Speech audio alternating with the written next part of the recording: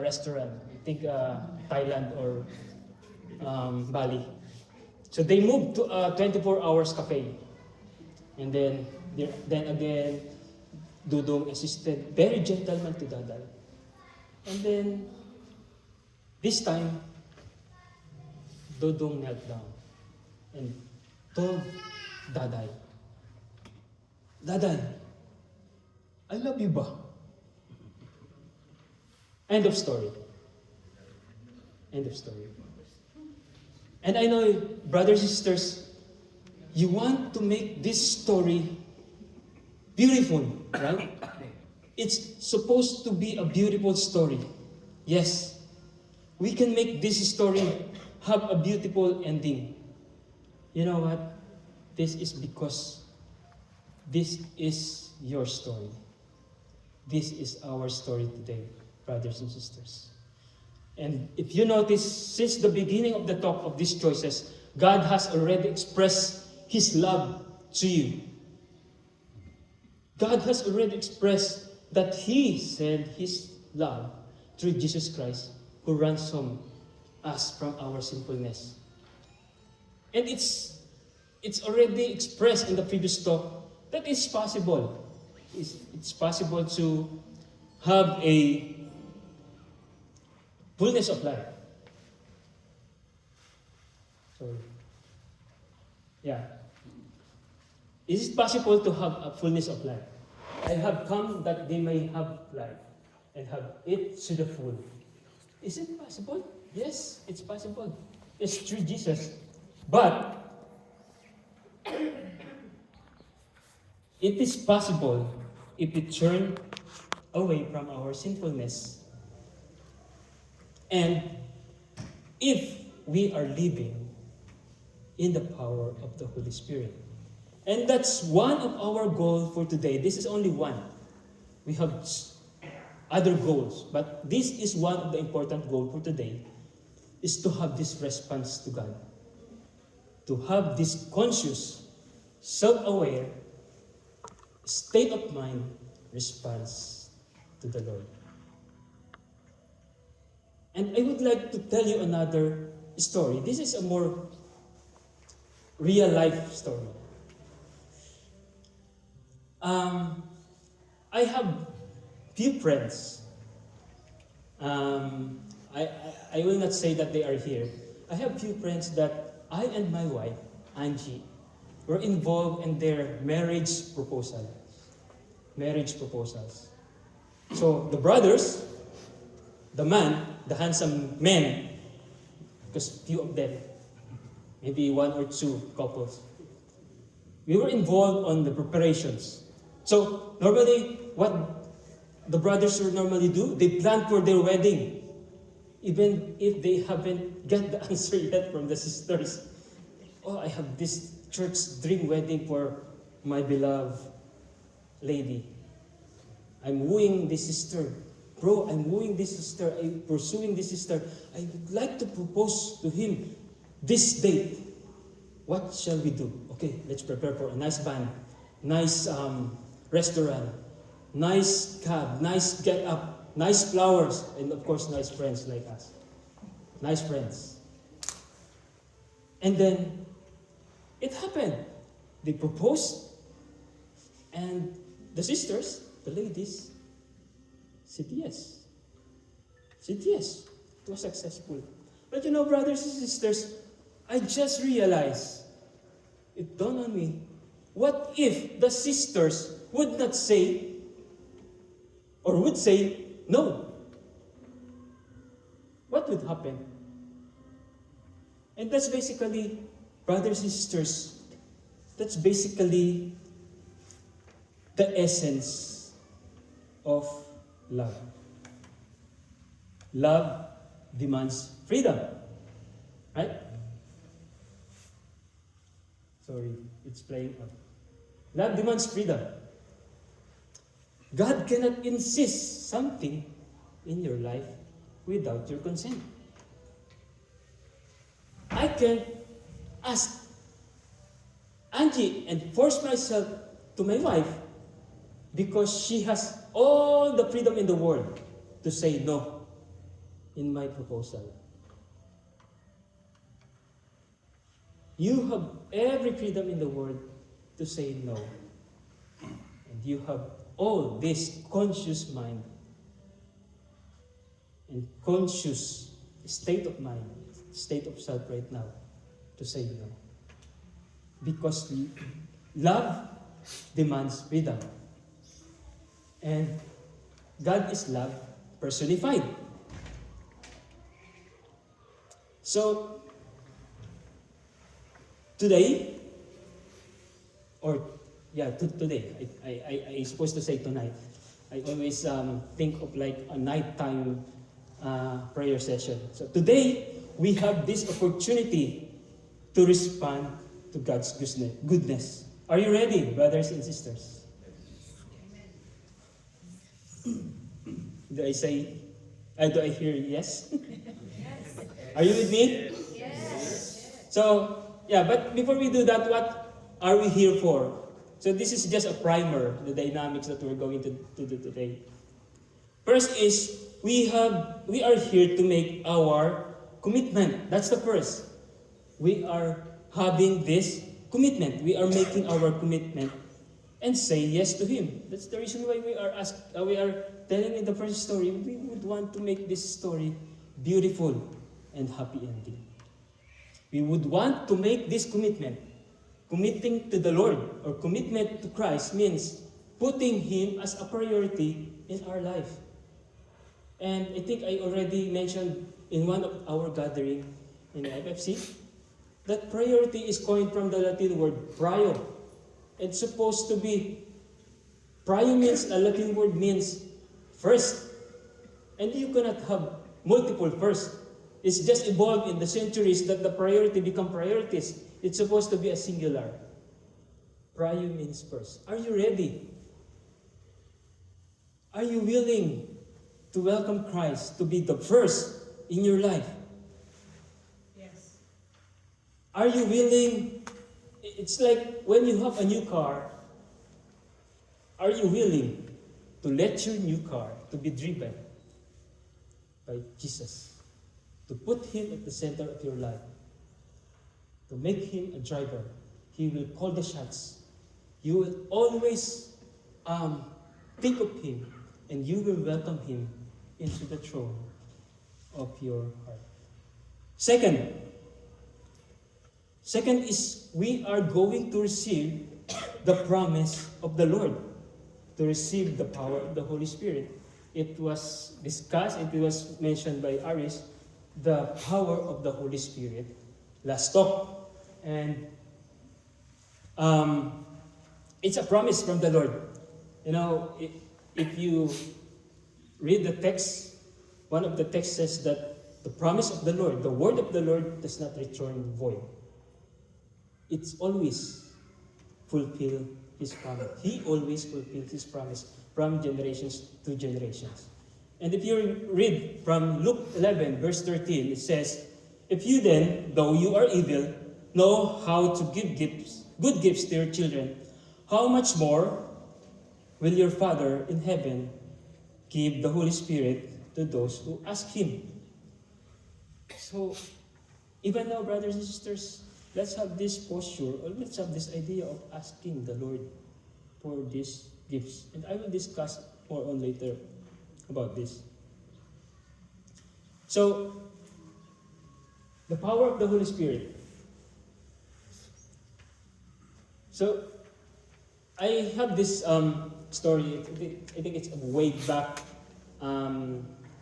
2020s, 20s to 2000s. It's far from industrial revolution, so you already know this, that there's a desktop computer. So it's an overused story as well about how we see the work of the power of the Holy Spirit. It's like one of I have the story that one of this office staff purchased this new computer. And then suddenly, when he tried to use the computer, he cannot make it work. He complained IT support that the mouse cursor is not moving. There's nothing on the screen. And then he called the desktop support, and then the desktop support team went upstairs to his cubicle, and boom, it works. And then this new staff in the office asked the desktop support, the IT, what did you do? And then the IT support guys just said, I just plug it on in the power. So it's the same. The work of the Holy Spirit is like it's already it's already within you. You just need to tap the power so that you will live in the fullness of life. So, in our generation right now, we cannot relate on this right now because of the batteries. But still, if you have a new phone and you have this low battery, what would your smartphone response normally? It will turn you into a extreme battery saver mode. And it would restrict your Wi-Fi, your Bluetooth and all, so that you will be able to use up more juice of your battery. It's restricting. You cannot live fully. You cannot function well. You cannot use all the gifts or the features or your all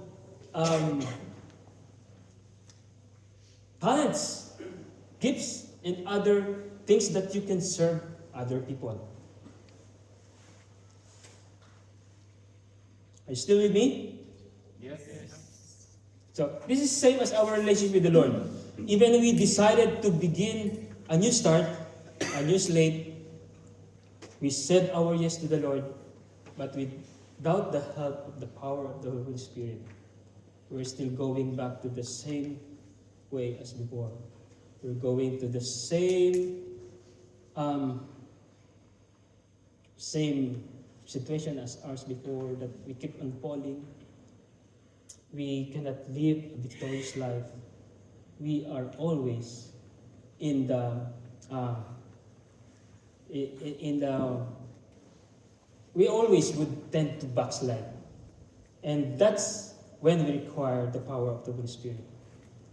And then, how? So this is our next question. How will we go about doing this for this afternoon? I know you are already excited to do this.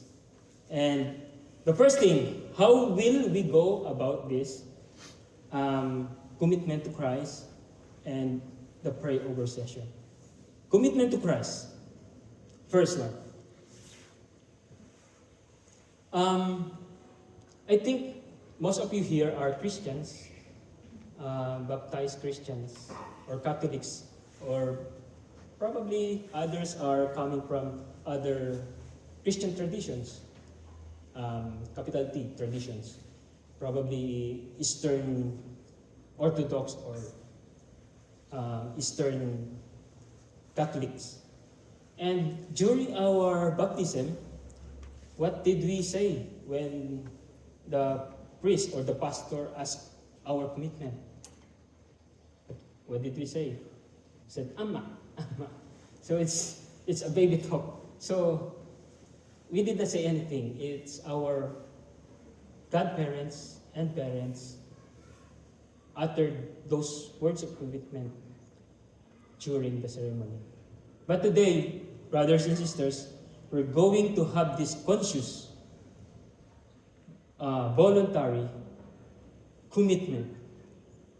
If you are ready, you would say that words of commitment to the Lord, our God. Today, we will do that.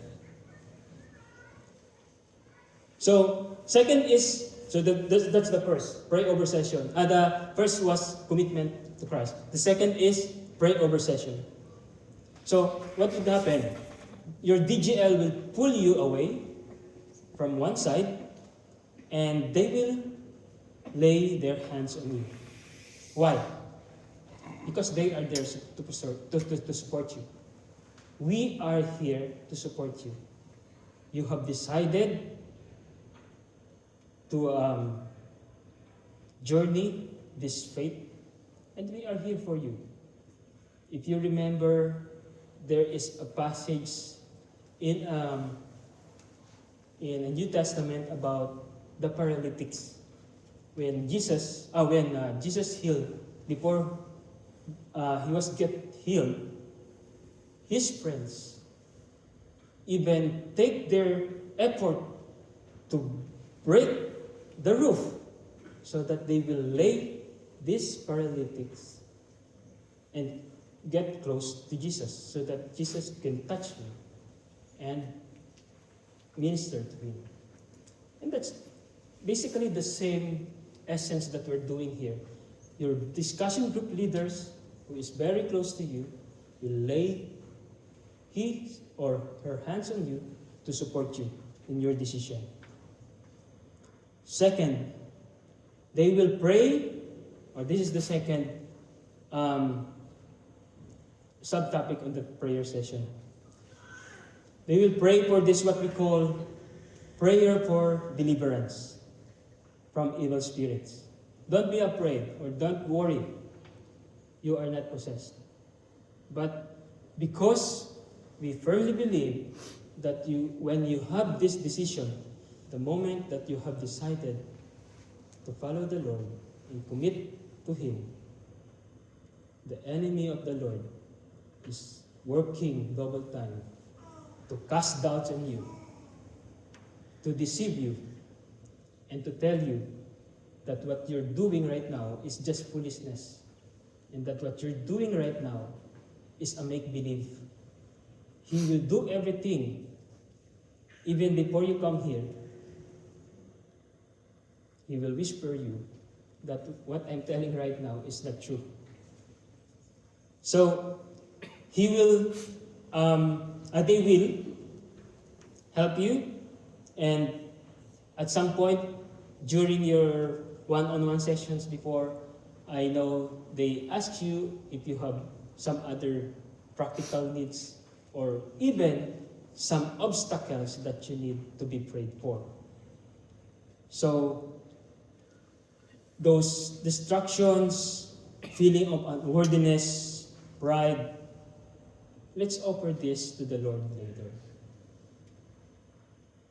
They will pray against the obstacles in following the Lord. You might have shared this during your one-on-ones. So, things like probably you are into a wrong relationship, you have a bad relationship with someone else, with family, or even a very small things like wrong notion about God. Or maybe you have some past knowledge about Jesus that is not correct. Or you have this mindset about God the Father, who always want to punish. You have this picture of God who are not really welcoming, and who are not really good God. And sometimes you also have this tendency to just thought of this worldly ways of what they perceive about Christianity. So it's even small things, they can get, the enemy can get hold of this against this activity. Yep. So, bear in mind that this is not a confession. Your discussion group leaders can't absolve your sinfulness. All your sins. This is not a confession. And this is not also a baptism. This is not a sacramental baptism. We are just tapping the Holy Spirit that resides in you even during your childhood.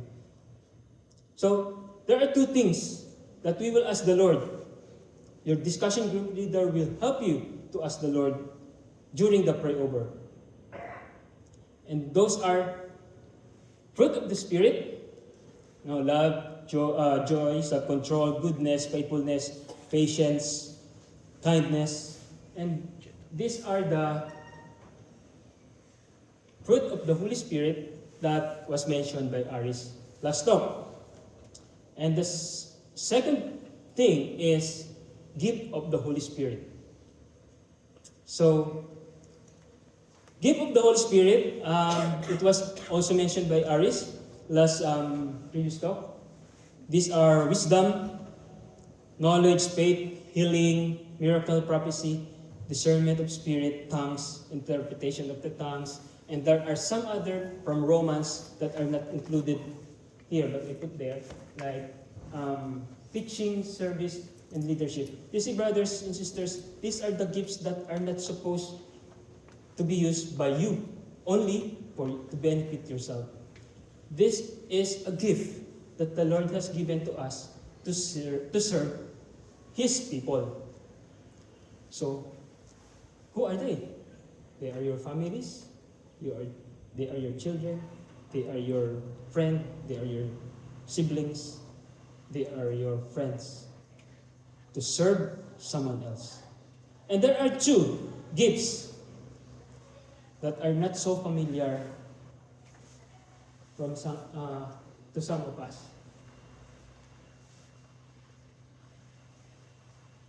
And some of us may think that these gifts are so weird.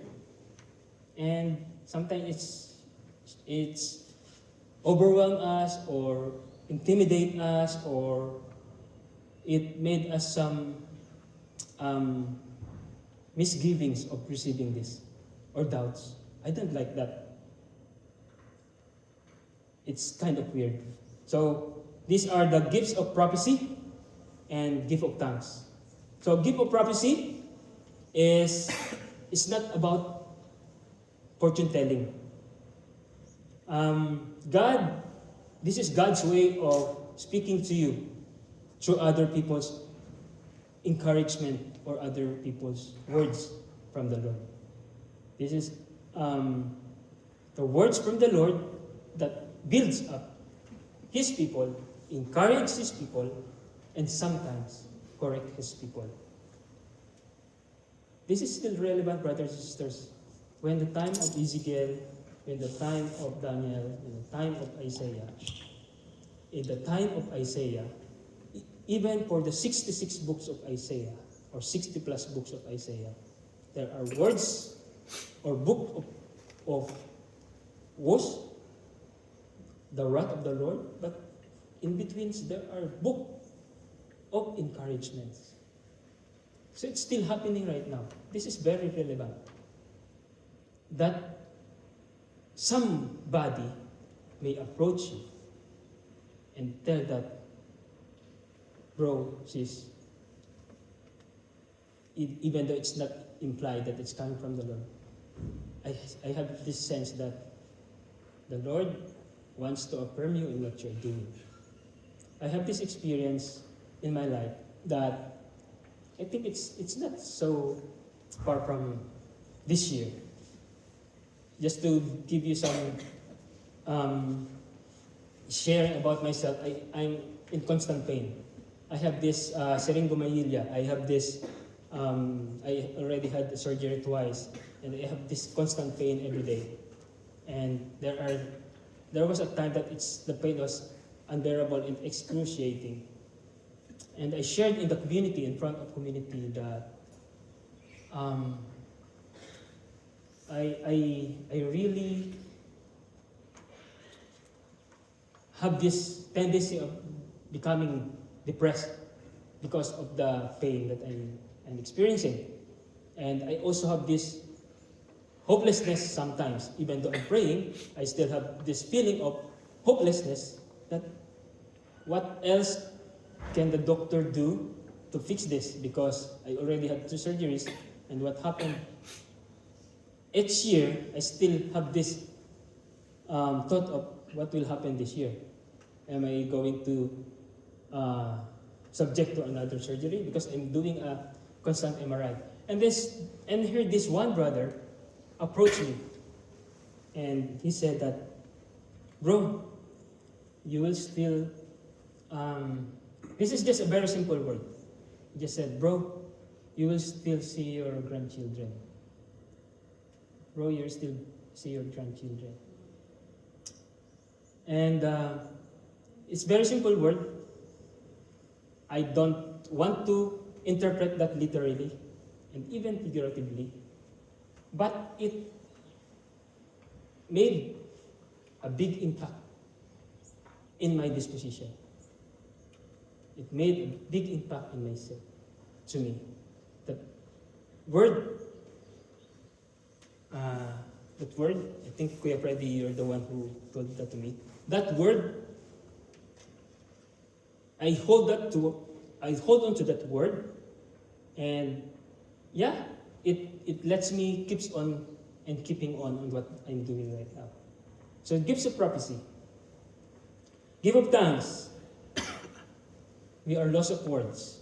This is our language of heart. Sometimes we find this very weird that why this guy is talking gibberish word. You know, in the book of Isaiah, Isaiah had a vision of what seraphim looks like. Seraphim have 6 wings. 6 wings. So, how can you imagine that? 6 wings means it has 6 wings.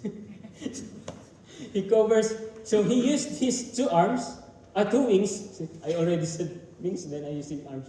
He used the 2 wings to cover his eyes, and then he used the 2 wings in the other 2 wings at the bottom to cover his feet, and then the other 2 wings to what you call this? To fly, and also to live. Because in the press, because he cannot contain the goodness and the glory of the Lord. Just imagine that. The seraphim doesn't want to, the seraphim is feeling unworthy to step on the holy ground and to see the glory of the Lord. And what he's doing is to pluck his other wings to worship the Lord. So, while I'm sharing this, brothers and sisters, the gift of tongues is a language of heart. The language of the heart. That it's very hard, even you collect all the adjectives of the Bible or of the dictionary, it seems like it's still not enough to praise God. And that's the reason why you utter these words of, Lord, I don't have any other words to proclaim, to say in front of you. But I would worship you anyway. I will say this anyway.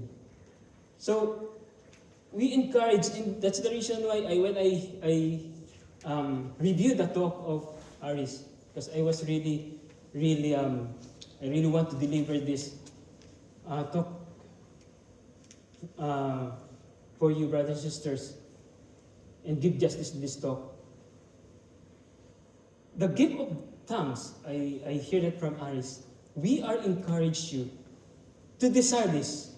Desire all the gifts, especially the gifts of tongues and prophecy.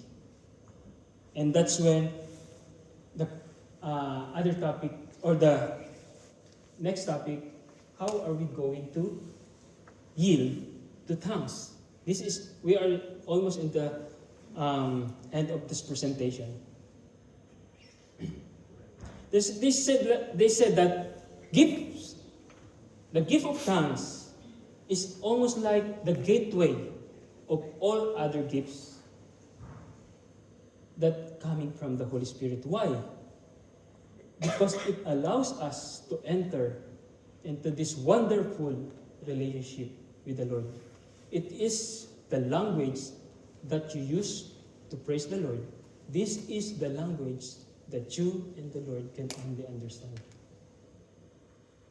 I also quote the talk from previous session from Aris. It's like a mother and children, or mother and child conversation. That sometimes us, Father, Happy Father's Day, sometimes we would not understand, but the mommies and the babies can understand. So this is a language of the heart, because it is hard for us to praise the Lord. So how are we going to yield to pray in tongues? Relax. That's the first one. Relax. You know, when you're a child, when you ask for money, I was telling to my wife this morning when I was telling about this talk. It's so Asian and so Filipino when you ask for money, because I think that we don't experience that anymore here in Australia, that, hey ma, can I ask for coin or money? So I think I will just use an example of when you ask for lollies. So when you ask for lolly, you requested your parents, how would you ask? With a clenched fist or with the open fist? So I cannot, because it's hard for me to open my fist. So when you ask, you should relax.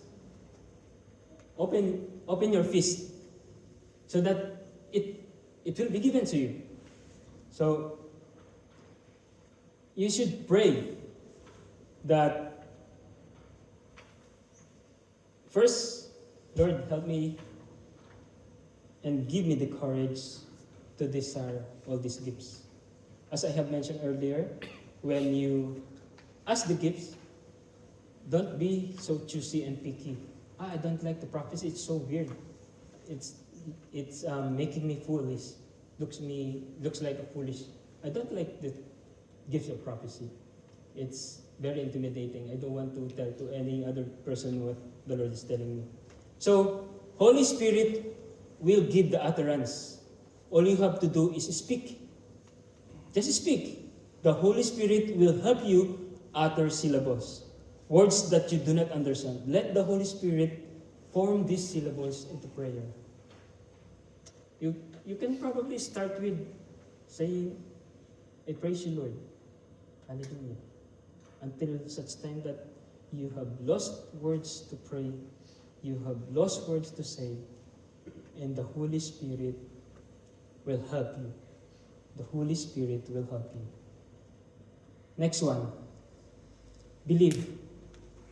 By the way, going back to that first one, relax. Holy Spirit will not possess you.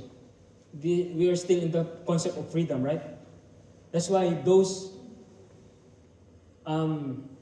video clips or news that you're seeing that it's possessed, or somebody is possessed by what you call this, Santo Niño or Baby Jesus, that's not from God.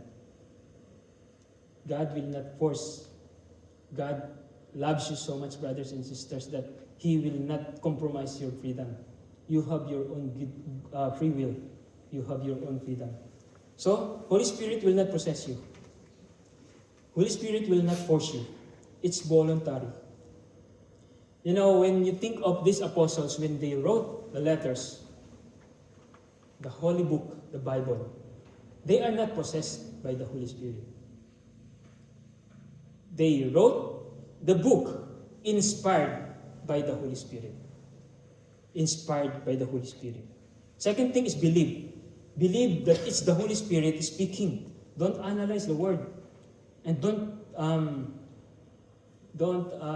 look at your discussion group leader and analyze everything. Just pray. Just pray and believe. If there's a doubt during the pray-over session, the doubt, always remember to call the name of Jesus. There's power in His name. Jesus, Jesus, help me in this. I would want to surrender my life to you. I would like to follow you. Third, focus on God, not on the word, not to the people around you. Focus to the Lord.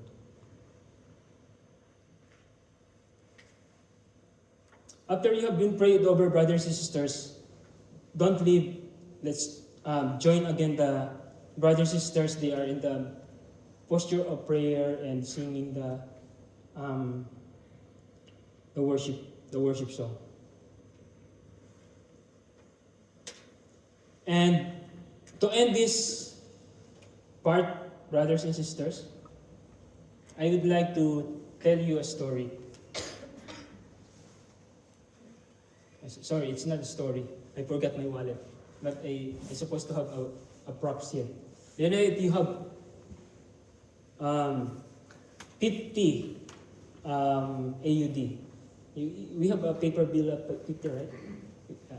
If you have a 50 paper bill, just imagine if I have 50 paper bill here. Bro. Okay. That's a gift. That's a gift, huh? Thank you. I think I already have, I can go now.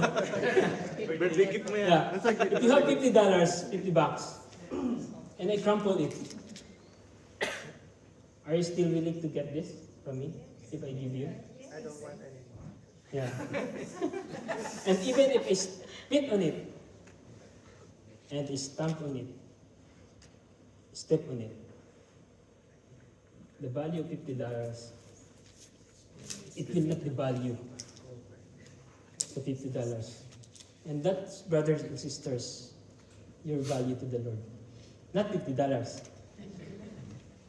You are still His creation, brothers and sisters. It will, no mistakes in life that can totally change the love of the Lord for you. No mistakes in life that can totally destroy God's plan for you, brothers and sisters. And so, I invite you now,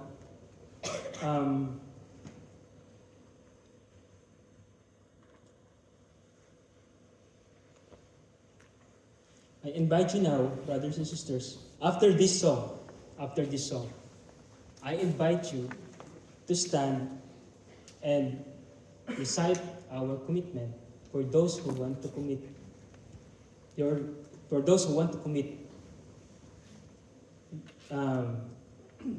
to Jesus Christ, their lives to Jesus. I think it's also good for the other FFC member to assist as well, to stand and to do that. We will have this song, and while we are singing this song, you can still sit down. You can still sit down and think of the things that you have discussed with your discussion group leaders, those obstacles, or even converse with God and ask God, what do you want me to do today? I'm still having this thought of, this is not me. This is so boring. This is so awkward. So, yeah, let's sing this song, brothers and sisters.